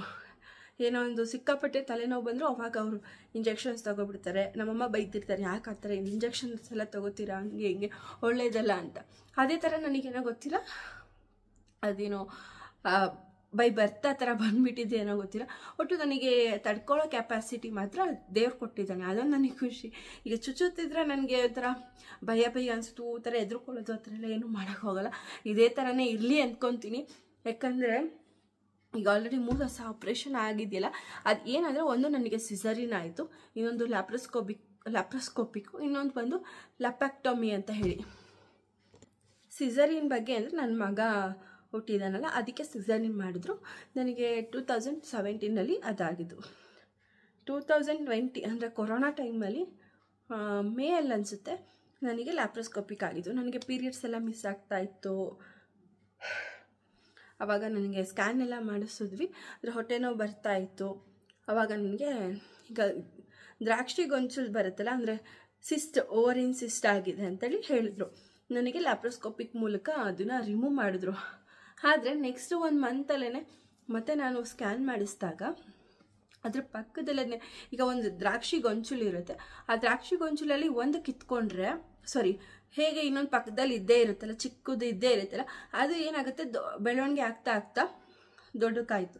ಮತ್ತು ನಾನು ಲ್ಯಾಪ್ರೋಸ್ಕೋಪಿಕ್ ಮಾಡಿಸಿ ತಪ್ಪು ಮಾಡಿಬಿಟ್ವಾ ಅಂತೇಳಿ ಅಂದ್ಕೊಂಡು ಮತ್ತು ನನಗೆ ಹಾಗೆ ಸ್ವಲ್ಪ ದಿನ ಹೋಗ್ತಾ ಮತ್ತು ನನಗೆ ಇಷ್ಟು ದಪ್ಪ ಆಯಿತು. ಒಂದಿಷ್ಟು ದಪ್ಪ ಆದಮೇಲೆ ನಾನು ಮತ್ತೆ 2021 ಜುಲೈಯಲ್ಲೋ ಅಥವಾ ಜೂನಲ್ಲೋ ಅಂದ್ಕೊತೀನಿ ಮತ್ತೆ ನಾನು ಲ್ಯಾಪ್ಯಾಕ್ಟೊಮಿನ ಮಾಡಿಸಿದ್ದಾಯಿತು. ಹಾಗಾಗಿ ನನಗೆ 3 ಸರ್ಜರಿ ಆಗಿದೆ ಅಂತೇಳಿ ಹೇಳಿದಷ್ಟೇ. ಅದು ನನಗೆ ನಾನು ಏನು 3ನೇ ಸರ್ಜರಿ ಮಾಡಿಸ್ಕೊಂಡಲ್ಲ, ಅವಾಗ ಸ್ವಲ್ಪ ನನಗೆ ಸಿಕ್ಕಾಪಟ್ಟೆ ಪೇಯ್ನ್ ಅನ್ನಿಸ್ತು. ಹಾಗೆ ನಾನು ಬೆಡ್ ಮೇಲೆ ಮಲ್ಕೊಂಡಿದ್ದೆ ಹಾಸ್ಪಿಟ್ಲಲ್ಲಿ. ಸುಮ್ಮನೆ ಹಿಂಗೆ ಆ ಪೇಯ್ನ್ ಇರುತ್ತಲ್ಲ, ಮಲ್ಕೊಂಡಿದ್ದೆ. ಇದಕ್ಕಿದ್ದಾಗೆ ಒಂಥರ ಫುಲ್ಲು ಎದ್ರುಕೊಂಡ್ಬಿಟ್ಟು ಅದೇನಾಯಿತು ಅಂತ, ಆ ಕ್ಷಣಕ್ಕೆ ಏನಾಯಿತು ಅನ್ನೋದು ಗೊತ್ತಿಲ್ಲ. ಒಂಥರ ಬೆಚ್ಚಿಬಿದ್ದುಬಿಟ್ಟೆ ನಾನು. ಅವಾಗ ಫುಲ್ಲು ಏನು ಸ್ಟಿಚ್ ಹಾಕಿರ್ತಾರಲ್ಲ ಅಲ್ಲೆಲ್ಲ ಸಿಕ್ಕಾಪಟ್ಟೆ ನೋವು ಬಂದುಬಿಡ್ತು. ಅದು ಒಂದು ದಿನ ಫುಲ್ಲು ನಾನು ಅನುಭವಿಸ್ಬಿಟ್ಟೆ. ಅದೊಂದು ಬಿಟ್ಟರೆ ನನಗೆ ಯಾವುದೇ ಥರ ಪ್ರಾಬ್ಲಮ್ ಆಗಲಿಲ್ಲ. ಇನ್ನು ನಮ್ಮ ಡಾಕ್ಟರ್ ತುಂಬ ಚೆನ್ನಾಗಿ ನಮ್ಮನ್ನ ಕೇರ್ ಮಾಡ್ತಾರೆ. ಅಂದರೆ ಅವ್ರು ತುಂಬ ಸ್ವಲ್ಪ ಕ್ಲೋಸ್ ಆಗಿರೋದ್ರಿಂದ ನಮಗೆ ಈ ಥರ ಮಾಡಬೇಕು, ಹಿಂಗಿರಬೇಕು ಅಂದರೆ ಅವ್ರು ಹೇಳಿದರು. ಲ್ಯಾಪ್ರೋಸ್ಕೋಪಿ ಯಾಕೆ ಮಾಡಿಸ್ಕೊಳಕ್ಕೆ ಹೋದೆ ಅಂದರೆ, ನಾನು ಸರ್ಜರಿಲಿ ಲ್ಯಾಪ್ರೋಸ್ಕೋಪಿಗೆ ಮಾಡಿಸ್ಕೊಂಡಿದ್ದು. ಬಟ್ ಇದೇನು ತುಂಬ ಏನಾಗಲ್ವಲ್ಲ ಅಂತ ಹೇಳ್ಬಿಟ್ಟು ನಾನು ಲ್ಯಾಪ್ರೋಸ್ಕೋಪಿಗೆ ಆಪ್ಟ್ ಮಾಡಿದ್ದು. ಮತ್ತು ರಿಪೀಟ್ ಬಂತಲ್ಲ ಅಂತ ಹೇಳ್ಬಿಟ್ಟು ನಾನು ನಮ್ಮ ಡಾಕ್ಟರ್ ಹತ್ರನೇ ಹೋಗೋಣ ಅಂತೇಳಿ ಅವ್ರ ಹತ್ರನೇ ಹೋಗಿ ಲ್ಯಾಪ್ಯಾಕ್ಟೊಮಿ ಮಾಡ್ಕೊಂಡು, ಅಂದರೆ ನಮಗೆ ಸಿಸರಿನ್ ಏನು ಮಾಡಿರ್ತಾರಲ್ಲ, ಅಂದರೆ ಸೆಕ್ಷನ್ ಏನು ಮಾಡಿರ್ತಾರಲ್ಲ ಅದೇ ಒಂದು ಜಾಗದಲ್ಲೇ ನಮಗೆ ಮತ್ತೆ ರಿಪೀಟ್ ಸರ್ಜರಿ ನಡೆದಿದ್ದು. ಆವಾಗ ನನಗೆ ಲೆಫ್ಟ್ ಓವರಿನ ರಿಮೂವ್ ಮಾಡಿದ್ರು. ಅದಾದಮೇಲಿಂದ ನನ್ನ ಪೀರಿಯಡ್ಸ್ ಎಲ್ಲ ನಾರ್ಮಲಾಗಿ ಚೆನ್ನಾಗಾಯಿತು, ಯಾವುದೇ ಥರ ಪ್ರಾಬ್ಲಮ್ ಆಗಲಿಲ್ಲ. ನಾನು ಕೂಡ ಸ್ಕೂಲಿಂದ ಕರ್ಕೊಂಬಂದೆ, ಹಾಗಾಗಿ ಅರ್ಧದಲ್ಲೇ ನಾನು ಸ್ಟಾಪ್ ಮಾಡಿದೆ. ಇವಾಗ ಬನ್ನಿ ಕಂಟಿನ್ಯೂ ಮಾಡ್ತೀನಿ. ಹಿಂದೆ ಅವನು ಮಲ್ಕೊಂಡಿದ್ದಾನೆ. ಏನಂದರೆ ನನಗೆ ಆ ಟೈಪ್ ಅಂದರೆ ಏನು ಸರ್ಜರಿ ಆಯ್ತಲ್ಲ ಅವಾಗೆಲ್ಲ ನಂದು ಪೀರಿಯಡ್ಸ್ ಎಲ್ಲ ಕರೆಕ್ಟ್ ಆಗ್ತಾಯಿತ್ತು. ಆಮೇಲಿಂದ ರೆಗ್ಯುಲರ್ ಆಗಿತ್ತು. ಆಮೇಲೆ ಹೋಗ್ತಾ 1 year 2 year ಆಗ್ತಾ ಸ್ವಲ್ಪ 1 week ಆ ಥರ ಎಲ್ಲ ವೇರಿಯೇಷನ್ಸ್ ಆಗೋಕ್ಕೆ ಸ್ಟಾರ್ಟ್ ಆಯಿತು. ಅದು ಬಿಟ್ಟರೆ ನನಗೆಲ್ಲ ನಾರ್ಮಲ್ ಆಗಿದ್ದೆ. ಅದಾದಮೇಲೆ ನಾನು ಸರ್ಜರಿ ಆಗಿ 4 ವರ್ಷ ಅಂದ್ಕೊತೀನಿ. ಅದೇ ಫಸ್ಟ್ ಟೈಮ್ ಅಂದರೆ ಮದುವೆ ಆಗಿ ಇಷ್ಟು ವರ್ಷದಲ್ಲಿ ಯಾವತ್ತೂ ನನಗೆ ಪ್ರೆಗ್ನೆನ್ಸಿ ಕನ್ಸೀವ್ ಆಗಿ ಆ ಥರ ಎಲ್ಲ ಯಾವತ್ತೂ ಆಗಿರಲಿಲ್ಲ. ಫಸ್ಟ್ ಏನು ಇವನ ಪ್ರೆಗ್ನೆನ್ಸಿ ಇವೊಂದು ಕನ್ಫರ್ಮ್ ಇವನೇನು ಹುಟ್ಟಿದ್ನೋ ಅದೇ ಲಾಸ್ಟು. ಅಲ್ಲಿಂದ ನಾನು ಇದುವರೆಗೂ ಒಂದು ಸತಿನೂ ಕನ್ಸೀವ್ ಆಗಿರಲಿಲ್ಲ. ಇವಾಗ ಏನಾಗಿದ್ದೀನೋ ಅದೇ ನನ್ನ ಸೆಕೆಂಡ್ ಕನ್ಸೀವ್. ಯಾವುದೇ ಥರ ಪ್ರಾಬ್ಲಮ್ ಇಲ್ಲದೆ ನಾನು ಇವಾಗ ತುಂಬ ಹೆಲ್ತಿಯಾಗಿ ನಾರ್ಮಲ್ ಆಗಿದ್ದೀನಿ. ಆದರೆ ಅವಾಗವಾಗ ಸುಸ್ತಾಗುತ್ತೆ. ಅಂದರೆ ಇವಾಗ ಇಲ್ಲಿ ನಮ್ಮನೆ ಹತ್ರ ಅವನು ಬಂದಿದ ತಕ್ಷಣ ಪೆನ್ ಪೆನ್ಸಿಲ್ ಕೊಡ್ಸೋಕೆ ಹೇಳ್ತಾ ಇದ್ದ. ಅಂದರೆ ಈ ಬಿಸಿಲಲ್ಲಿ ಇಲ್ಲಿ ಎಲ್ಲೂ ಸಿಗೋದಿಲ್ಲ ಅವ್ನು ಕೇಳೋ ಪೆನ್ ಪೆನ್ಸಿಲು. ಹಾಗಾಗಿ ನನಗೆ ಸಿಟಿಗೆ ಹೋಗಬೇಕಲ್ಲ ಅಂತ ಹೇಳ್ಬಿಟ್ಟು ಆ ಥರ ಹೇಳಿದ್ದಕ್ಕೆ ಅವನು ಅದನ್ನು ಹೇಳ್ದ. ಸರಿ ಬನ್ನಿ, ಅವನು ಏನು ಮಾಡೋಕ್ಕಾಗಲ್ಲ, ಮಕ್ಕಳ ಮೇಲೆ ಸಿಟ್ಟು ಅವ್ನು ಇದ್ದಿದೆ, ಏನು ಮಾಡೋಕ್ಕಾಗಲ್ಲ. ಸರಿ ಏನಂದರೆ ನಾರ್ಮಲ್ ಆಗಿದ್ದೀನಿ, ಅಂದರೆ ಸುಸ್ತಾಗ್ತಿರುತ್ತೆ. ಅಂದರೆ ಇಲ್ಲಿ ನಮ್ಮನೆ ಹತ್ರ ಯಾವುದೇ ಥರ ಕೆಲಸದವ್ರು ಸಿಗೋದು ಇಲ್ಲ. ಹಾಗಾಗಿ ನಾವೇ ಕೆಲಸ ಮಾಡ್ಕೊಬೇಕು. ಆವಾಗ ಅಂದರೆ ಬೆಳಗ್ಗೆ ಎದ್ದ ತಕ್ಷಣ ಕಸ ಗುಡಿಸು ನೆಲ ಒರೆಸು ಅದೆಲ್ಲ ನಾರ್ಮಲಾಗಿ ಇದ್ದೇ ಇರುತ್ತೆ. ಆವಾಗ ಒಂದು ಸ್ವಲ್ಪ ಸುಸ್ತು ಅನಿಸುತ್ತೆ. ಏನೋ ಹೇಳ್ತಿದ್ದಾನೆ. ಇವಾಗ ನಂದು ಪ್ರೆಗ್ನೆನ್ಸಿ ಜರ್ನಿ ನಾರ್ಮಲಾಗಿ ಚೆನ್ನಾಗಿ ನಡೀತಾ ಇದೆ. ಯಾವುದೇ ಥರ ಅಂದರೆ ಸುಸ್ತು ಅವಾಗವಾಗ ಆಗ್ತಿರುತ್ತೆ. ನಾನು ಅವಾಗಲೇ ಹೇಳ್ದಂಗೆ ಕಸ ಗುಡಿಸಿ ನೆಲ ಒರೆಸೋದಾಗ ಆ ಟೈಮಲ್ಲಿ ಸ್ವಲ್ಪ ಸುಸ್ತು ಅನಿಸುತ್ತೆ. ಅದು ಬಿಟ್ಟರೆ ನನಗೇನೇನೋ ಪ್ರಾಬ್ಲಮ್ ಇಲ್ಲ. ತಲೆನೋವೊಂದು ಅವಾಗವಾಗ ಬರ್ತಾ ಇರುತ್ತೆ. ಅದು ಬಿಟ್ಟರೆ ಇನ್ನೆಲ್ಲ ನಾನು ಆರಾಮಾಗಿ ನಾರ್ಮಲಾಗಿ ಕೂಡ ಇದ್ದೀನಿ. ನಂದು ರೀಸೆಂಟಾಗಿ ಇಂಟಿ ಸ್ಕ್ಯಾನ್ ಕೂಡ ಆಯಿತು. ಇವಾಗ ನನಗೆ 5 month ಆದರೆ 5 ತಿಂಗಳಿಗೆ ಇನ್ನೊಂದು 1 ವಾರ ಅಥವಾ 2 ವಾರ ಇದೆ. ಒನ್ ವೀಕ್ ಮೇಲೆ 3 days ಇದೆ. ಅದಾದಮೇಲೆ ನಂದು 4 ಕಂಪ್ಲೀಟ್ ಆಗಿ 5 month ಬರುತ್ತೆ. ಆವಾಗ ನನಗೆ ಬೇಬಿ ಮೂಮೆಂಟ್. ಇವಾಗ ನಂದು ಫೋನ್ ಬಂದಿತ್ತು, ಹಂಗಾಗಿ ಕಟ್ಟಾಯಿತು. ಸಾರಿ, ನನ್ನ ವೀಡಿಯೋದಲ್ಲಿ ತುಂಬಾ ಡಿಸ್ಟರ್ಬ್ ಆಗ್ತಿದೆ. ಯಾಕಂದರೆ ನನಗೆ ಸಡನ್ನಾಗಿ ಮಾತಾಡೋದು ಅದು ಒಂದೇ ಫ್ಲೋಲಿ ಮಾತಾಡ್ತಿದ್ರೆ ಸಿಕ್ಕಾಪಟ್ಟೆ ಸುಸ್ತು ಅನಿಸುತ್ತೆ. ಹಾಗಾಗಿ ನಾನು ಸ್ವಲ್ಪ ಮ್ಯೂಟ್ ಮಾಡಿ ವೀಡಿಯೋನ ಮಾಡ್ತಾ ಇದ್ದೀನಿ. ಹಾಗೆ ಇವಾಗ ಒಂದು ಫೋನ್ ಬಂದಿತ್ತು ನನ್ನ ಹಸ್ಬೆಂಡ್ದು. ನಾನೇನೇನು ವೀಡಿಯೋ ಎಂಡ್ ಮಾಡಿ ಮಾಡೋಣ ಅನ್ಸೋಳು ಅವರೇ ಮಾಡಿದ್ರು. ಇವಾಗ ನನ್ನ ಮಗನಿಗೆ ಸ್ವಲ್ಪ ಕಾಂಪ್ರಮೈಸ್ ಮಾಡ್ತಿದ್ದೀನಿ. ಪೆನ್ ಪೆನ್ಸಿಲ್ ಬರ್ತಾ ಇದೆ, ಹಾಗಾಗಿ ಬಂದುಬಿಟ್ಟು ಕುತ್ಕೊಂಡ್ಬಿಡ್ತು ನನ್ನ ಮಗ. ನನ್ನ ಮಗನಿಗೆ ಕೇಳೋಣ, ಅವನಿಗೆ ಪಾಪು ಬರ್ತಿರೋದು ಎಷ್ಟು ಖುಷಿ ಅಂತ. ಎಷ್ಟು ಖುಷಿ ಇದೆ ಮಗನೇ? ಹೇಳಬೇಕು ನೀಟಾಗೆ. ಅಲ್ಲಿ ಮಾತಾಡಬೇಕು. ಮಾತಾಡಲ್ವ ನೀನು? ಯಾಕೆ ಮಾತಾಡಲ್ಲ? ನೀನು ದೊಡ್ಡ ಹುಡುಗನಲ್ವಾ, ನೀಟಾಗಿ ಮಾತಾಡಲಿ. ಮಾತಾಡ. ಆಮೇಲೆ ಕವನ್ ರಾಜ್ ಯಾರು ನೀಟಾಗಿ ಮಾತಾಡೋದಿಲ್ಲ ಅವನು ಅಂತ ಹೇಳ್ತಾರೆ. ಹೇಳು, ಮಾತಾಡ್ಬೇಕು ಬೇಗ. ನಮ್ಮ ಶ್ರೀ ಆದರೆ ಅವನು ಪಟ ಮಾತಾಡ್ಬಿಡ್ತಾರೆ. ಇವನು ಸ್ವಲ್ಪ ನಾಚಿಕೆ ಪಡ್ಕೊತಾನೆ. ಅಂದರೆ ನಾಚಿಕೆ ಅನ್ನೋದಕ್ಕಿಂತ ಮಾತಾಡೋದಕ್ಕೆ ಒಂಥರ ಸಿಟ್ಟು ಮಾಡ್ತಾನೆ ಜಾಸ್ತಿ. ಮಾತಾಡಲ್ಲ ಬೇಗ. ಅವನೇನಿಲ್ಲ ಕುತ್ಕೊಂಡು ಈ ಥರ ನಾನು ಇವನಿಗೇನು ಕ್ವಶನ್ ಕೇಳಿದ್ರೆ ಅವನಿಗೆ ಸುಮ್ಮನೆ ಜಸ್ಟ್ ಹಾಗೆ ಕೇಳಿದ್ರೆ ಹೆಂಗೆ ಹೇಳ್ತಾನೆ ಅಂದರೆ ಅವ್ನು ಜಾಸ್ತಿ ಫ್ಲೋ ಮಾತಾಡೋದಲ್ಲ. ಅಂದರೆ ಯಾರೇ ಆದ್ರೂ ಅವ್ರ ಹತ್ರ ಮಿನಿಟಲ್ಲೇ ಅಂದರೆ ಗೊತ್ತಿರ್ತಾರೋ ಗೊತ್ತಿಲ್ಲ, ಸ್ವಲ್ಪ ಅವ್ರೇನಾದರೂ ಅಪೋಸಿಟ್ ಅವ್ರು ಮಾತಾಡೋಕ್ಕೆ ಸ್ಟಾರ್ಟ್ ಮಾಡಿದ್ರೆ ಇವನು ಮಾತಾಡೋಕ್ಕೆ ಸ್ಟಾರ್ಟ್ ಮಾಡಿಬಿಡ್ತಾನೆ. ಹಾಗೆ ಇವನು ಆ ಥರ ಇಲ್ಲ, ಮಾತೇ ಆಡಲ್ಲ ಅಂತಾನೆ. ಮಾತಾಡ್ಬೇಗ, ಹೇಳಲ್ವಾ? ಸರಿ ಬಿಡು ಹೋಗಲಿ. ಇವಾಗ ನಾನು ಹೇಳ್ದಂಗೆ ನನ್ನ ಫಸ್ಟ್ ಟೈಮ್ ಇನ್ಸ್ಟಾದಲ್ಲಿ ನನಗೆ ಇಷ್ಟು ಅದೇ ಯಾವುದೇ ಥರ ಸಿಂಪ್ಟಮ್ ಇಲ್ಲದೆ ನನಗೆ ಸ್ವಲ್ಪ ತಲೆನೋವು ಸುಸ್ತು ಸಿಕ್ಕಾಪಟ್ಟೆ ಸುಸ್ತಾಗ್ತಿತ್ತು. ಆಮೇಲೆ ಲಾಸ್ಟಿಗೆ ನನಗೆ ನಿಂಬೆಹಣ್ಣು ಜ್ಯೂಸ್ ಅಂದರೆ ಲೆಮನ್ ಜ್ಯೂಸ್ ಕೂಡ ಕುಡಿಯೋದಕ್ಕೆ ಇಷ್ಟ ಆಗ್ತಿಲ್ಲ, ಅಷ್ಟು ಹೇಸಿಗೆ ಆಗಿಬಿಡ್ತು. ಆ ರೇಂಜಿಗೆ ನಾನು ಲೆಮನ್ ಜ್ಯೂಸ್ ಡೈಲಿ ಕುಡಿತಾಯಿದ್ದೆ. ಸಿಕ್ಕಾಪಟ್ಟೆ ಸುಸ್ತಾಗ್ತಾಯಿತ್ತು. ಒಂದೊಂದ್ಸತಿ ಹಸ್ಬೆಂಡ್ ಮಾಡಿಕೊಡೋರು, ಒಂದೊಂದ್ಸತಿ ನಾನೇ ಮಾಡ್ಕೊತಿದ್ದೆ, ಒಂದೊಂದ್ಸತಿ ಅಮ್ಮ ಮಾಡಿಕೊಡೋರು. ಅಂದರೆ ನಾವು ಮೇಲಿರ್ತಿದ್ವಿ, ತೆಳಗಡೆ ಹೋಗಿ ಮಾಡ್ಕೊಳ್ಳೋ ಅಷ್ಟು ಹಿಂಸೆ ಅನಿಸುತ್ತೆ ಅಂದ್ಬಿಟ್ಟು ಅವರೇ ಮಾಡಿಕೊಡ್ತಾಯಿದ್ರು. ಅದು ಬಿಟ್ಟರೆ ನನಗೇನೇನೋ ಪ್ರಾಬ್ಲಮ್ ಇರಲಿಲ್ಲ. ಆದರೆ ನನಗೆ ಸ್ವೀಟ್ ಅಂದರೆ ಆಗ್ತಾಯಿರಲಿಲ್ಲ, ಸ್ವೀಟ್ ವಾಸನೆ ಇಷ್ಟ ಆಗ್ತಾಯಿಲ್ಲ. ಆಮೇಲೆ ಈಗೇನೋ ಗೊತ್ತಿಲ್ಲ, ನಮ್ಮನೆ ಅಷ್ಟಾಗಿ ಸ್ವೀಟ್ ಏನು ಮಾಡಿಲ್ಲ. ಹೋಳಿಗೆಲ್ಲ ತಿಂತಿದ್ದೆ, ಅದು ಬಿಟ್ಟು ಬೇರೆ ಸ್ವೀಟ್ ಸ್ಮೆಲ್ಲೆಲ್ಲ ಹಾಕ್ತಾ ಇರಲಿಲ್ಲ. ಹಾಗೆ ಸೊಪ್ಪಿನ ಸಾಂಬಾರು ತಿನ್ನಬೇಕು ಅಂದರೆ ನನಗೆ ಇಷ್ಟ ಆಗ್ತಿಲ್ಲ, ಈಗಲೂ ಹಾಗೆ ಇದೆ. ಅದು ಬಿಟ್ಟರೆ ಇನ್ನೆಲ್ಲ ಥರ ಊಟನೂ ಚೆನ್ನಾಗಿ ನಾನು ಊಟ ಎಲ್ಲ ಚೆನ್ನಾಗಿ ಮಾಡ್ಕೊಂಡು ಬಂದಿದ್ದೀನಿ, ಈಗಲೂ ಮಾಡ್ಕೊತಾ ಇದ್ದೀನಿ. ಅದೇನೋ ನನಗೆ ಪ್ರಾಬ್ಲಮ್ಸ್ ಆಗ್ತಾ ಇಲ್ಲ. ಇವಾಗ ನಂದು ಸುಮ್ಮನೆ ಇರಪ್ಪ, ಹಾಗೆಲ್ಲ ಮಾಡಬಾರ್ದು. ಈಗ ನಂದು ಫಸ್ಟ್ ಟ್ರೈಮಿಸ್ಟರ್ ಮುಗ್ದಿದೆ. ಹಾಗೆಯೇ ಈಗ ನಂದು ಸೆಕೆಂಡ್ ಟ್ರೈಮಿಸ್ಟರಲ್ಲಿ ಇನ್ನು 1 ವೀಕ್ ಇದೆ. ಅಂದರೆ ನನಗೆ 4 ಮಂತ್ಸಿಗೆ ಕಂಪ್ಲೀಟ್ ಆಗೋದಕ್ಕೆ ಇನ್ನು 1 ವೀಕ್ ಮೇಲೆ 3 ಡೇಸ್ ಇದೆ. ಅದಾದಮೇಲೆ ನನ್ನ ಸೆಕೆಂಡ್ ಟ್ರೈಮಿಸ್ಟರ್ ಹೇಗಿತ್ತು ಜರ್ನಿ ಅಂತ ಹೇಳ್ಬಿಟ್ಟು ನಾನು ಅದನ್ನು ಕೂಡ ವಿಡಿಯೋ ಮಾಡ್ತೀನಿ. ಆಲ್ರೆಡಿ ಇದು ತುಂಬಾ ಲೆಂತಿ ಆಗಿಬಿಟ್ಟಿದೆ ವಿಡಿಯೋ, ಯಾಕಂದರೆ ತುಂಬಾ ಬೇಜಾರು ಅನಿಸ್ಬಿಡುತ್ತೆ ಒಬ್ಬೊಬ್ಬರಿಗೆ. ಇದನ್ನೇ ನಾನು ಮಾತಾಡೋದನ್ನೇ ಕೇಳ್ಕೊಳ್ಳೋದಕ್ಕೆ ಒಂಥರ ಬೇಜಾರು ಅನಿಸುತ್ತೆ. ಬಟ್ ಏನಂದರೆ ನನಗೊಂಥರ ಖುಷಿ ಇದೆ ಇದ್ರಲ್ಲಿ ಶೇರ್ ಮಾಡೋದಕ್ಕೆ. ಕೆಲವೊಬ್ರಿಗೆ ಒಂದೊಂಥರ ಎಕ್ಸ್ಪೀರಿಯೆನ್ಸ್ ಇರುತ್ತೆ, ಕೆಲವೊಬ್ಬರಿಗೆ ಗೊತ್ತಿಲ್ಲದವರು ಇರ್ತಾರೆ. ಅಂಥವ್ರು ಈ ವಿಡಿಯೋ ನೋಡಿದ್ರು ಅವ್ರಿಗೂ ಒಂಥರ ಸಮಾಧಾನ ಅನಿಸುತ್ತೆ. ಆದರೆ ಏನು ತುಂಬ ಹೆದರ್ಕೊಳ್ಳೋ ಅಂಥದ್ದು ಏನೂ ಇರೋದಿಲ್ಲ. ಫಸ್ಟ್ ಟ್ರೈಮಿಸ್ಟರಲ್ಲಿ ನಾರ್ಮಲ್ ಆಗಿರ್ತೀವಿ ಅಂದರೆ ಒಬ್ಬೊಬ್ರಿಗೆ ಸಿಕ್ಕಾಪಟ್ಟೆ ಸುಸ್ತಿರುತ್ತೆ, ವಾಮಿಟಿಂಗ್ ಇರುತ್ತೆ, ನೀರು ಕೂಡ ಕುಡಿದ್ರೂ ಆಗೋದಿಲ್ಲ, ನೀರು ಸ್ಮೆಲ್ ಕೂಡ ಆಗೋದಿಲ್ಲ. ಹೊರಗಡೆ ಏನೋ ಒಂದು ಲೈಟಾಗಿ ಏನೋ ಒಂದು ಸ್ಮೆಲ್ ಇದ್ರೂ ಆಗೋದಿಲ್ಲ. ಮನೇಲಿ ಏನಾದರೂ ಅಡುಗೆ ಮಾಡ್ತಿರ್ತಾರಲ್ಲ ಆ ಸ್ಮೆಲ್ಲ ಆಗೋದೇ ಇಲ್ಲ. ಬಟ್ ಲಕ್ಕಿಲಿ ನನಗೆ ಗಾಡ್ ಗ್ರೇಸ್ ಅಂತಲೇ ಹೇಳ್ಬೋದು. ಅದು ಯಾವುದೇ ಥರ ಸಿಂಪ್ಟಮ್ಸ್ ಇರಲಿಲ್ಲ, ನಾರ್ಮಲ್ ಆಗಿತ್ತು. ಚೆನ್ನಾಗಿದೆ ನನ್ನ ಜರ್ನಿ, ಪ್ರೆಗ್ನೆನ್ಸಿ ಜರ್ನಿ. ನನ್ನ ಮಗನಕ್ಕಿಂತ ಆದರೆ ಆವಾಗ ನಾನು ತುಂಬ ನಾನು ಹೊಟ್ಟೆ ನೋವೆಲ್ಲ ತುಂಬಾ ಸಫರ್ ಪಟ್ಟಿದ್ದೀನಿ. ಅದು ಬಿಟ್ಟರೆ ಈ ಟೈಮಲ್ಲಿ ನನಗೆ ತಲೆನೋವು ಸ್ಟಾರ್ಟ್ ಆಗಿದೆ. ಅದು ತುಂಬ ಅಂದರೆ ತುಂಬ ನನಗೆ ಕಾಂಪ್ಲಿಕೇಟ್ ಆಗಿಬಿಟ್ಟಿತ್ತು. ಬೆಳಗ್ಗೆ 1 ಇಂಜೆಕ್ಷನು, ಮಧ್ಯಾಹ್ನ 1 ಇಂಜೆಕ್ಷನು, ರಾತ್ರಿ 1 ಇಂಜೆಕ್ಷನ್, ಮಧ್ಯರಾತ್ರಿ ಎಲ್ಲ ಹೋಗಿ ನಾನು ಹಾಕ್ಸ್ಕೊತಾ ಇದ್ದೆ. ಆದರೆ ಇವಾಗ ನಾನು ನಾರ್ಮಲ್ ಆಗಿದ್ದೀನಿ, ಯಾವುದೇ ಥರ ಪ್ರಾಬ್ಲಮ್ಸ್ ಇಲ್ಲ. ಇದೇ ಥರ ಕಂಟಿನ್ಯೂ ಆಗುತ್ತೆ ನನ್ನ ಜರ್ನಿ ಅಂದ್ಕೊಂಡಿದ್ದೀನಿ. ಅದನ್ನೆಲ್ಲ ಅಪ್ಡೇಟನ್ನು ನಾನು ಆದಷ್ಟು ಬೇಗ ನಿಮ್ಮ ಜೊತೆ ಶೇರ್ ಮಾಡ್ತೀನಿ. ಬಟ್ ನನಗೆ ರೆಗ್ಯುಲರ್ ವ್ಲಾಗ್ ಮಾಡೋದಕ್ಕೆ ಇಷ್ಟ, ಆದರೆ ನನಗೆ ಇಷ್ಟ ಅನ್ನೋದಕ್ಕಿಂತ ನನಗೆ ಹಿಂಸೆ ಆಗ್ತಾಯಿದೆ. ಹಾಗಾಗಿ ನಾನು ಸ್ವಲ್ಪ ರೆಗ್ಯುಲರ್ ಅಂದರೆ ಡೈಲಿ ವ್ಲಾಗ್ಸ್ ಅದೆಲ್ಲ ಮಾಡೋದಕ್ಕೆ ಆಗ್ತಾಯಿಲ್ಲ. ಹಾಗೆ ಮಿನಿ ವ್ಲಾಗ್ಸ್ ಕೂಡ ಮಾಡ್ತಾಯಿಲ್ಲ. ಅಂದರೆ ಇವಾಗ ಎಕ್ಸಾಮ್ ಕೂಡ ಸ್ಟಾರ್ಟ್ ಆಯ್ತಲ್ವ. ಎಕ್ಸಾಮ್ ಯಾವಾಗಿಂದಮ್ಮ ಇನ್ನೂ ಅನೌನ್ಸ್ಮೆಂಟ್ ಆಗಿಲ್ಲ. ಹಾಗಾಗಿ ನಾನು ಅದ್ರ ಕಡೆ ಫೋಕಸ್ ಮಾಡಬೇಕಲ್ವ. ವೀಡಿಯೋಸ್ ನಾನು ಇನ್ನೊಂದು ದಿನ ಮಾಡ್ಕೋಬೋದು. ಬಟ್ ಎಕ್ಸಾಮ್ ಅನ್ನೋದು ಒಂದು ಸ್ವಲ್ಪ, ಆದರೆ ಇಷ್ಟು ದಿನ ಓದಿರೋದಕ್ಕೂ ಒಂದು ಸ್ವಲ್ಪ ಸೆಕೆಂಡ್ ಸ್ಟ್ಯಾಂಡರ್ಡೇ ಇರ್ಬೋದು. ಆದರೂ ನನಗೆ ಅದೇನೋ ಒಂಥರ ಎಕ್ಸಾಮ್ ಅನ್ನೋದು ಅಂದರೆ ಒಂದು ಟೆನ್ಷನ್ ಜಾಸ್ತಿ ಆಗಿಬಿಡುತ್ತೆ. ಅವ್ನು ಮೊದಲೇ ಒಂದು ಕಡೆ ಕೂತಿದ್ದ ಕಡೆ ಕೂತ್ಕೊಳ್ಳಲ್ಲ, 5 ನಿಮಿಷಕ್ಕೂ ಅಲ್ಲಿ ಹೋಗ್ತಿರ್ತಾನೆ. ಹಾಗಾಗಿ ನಾನು ಅಷ್ಟಾಗಿ ಇವಾಗ ವೀಡಿಯೋಸ್ನ ಮಾಡ್ತಾಯಿಲ್ಲ.